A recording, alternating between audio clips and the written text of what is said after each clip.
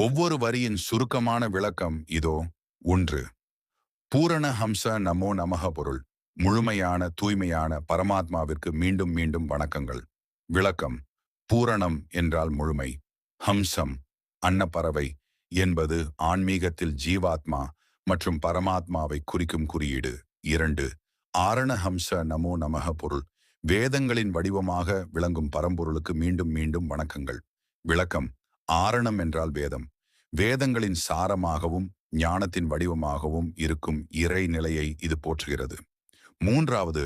யமன நமன நமோ நமஹா பொருள். ஒழுக்கத்தை காப்பவனுக்கும் நமஸ்காரத்திற்குரியவனுக்கும் மீண்டும் மீண்டும் வணக்கங்கள். விளக்கம். யமன் என்பது ஒழுக்கம் மற்றும் நீதியை குறிக்கும். அட்டாங்க யோகத்தில் யமம் என்பது முதல் படி. நமன் என்பது வணங்குவதை குறிக்கும். 4. வெல்லும் சிருஷ்டி நமோ நமக பொருள். அனைத்தையும் ஆளும் என்றும் வெல்லும் படைப்பாற்றலுக்கு மீண்டும் மீண்டும் வணக்கங்கள். விளக்கம். சிருஷ்டி என்றால் படைப்பு. பிரபஞ்சத்தின் ஆக்கல் சக்தியையும் அதன் மாறாத பிரம்மாண்டத்தையும் இந்த வரி போற்றுகிறது.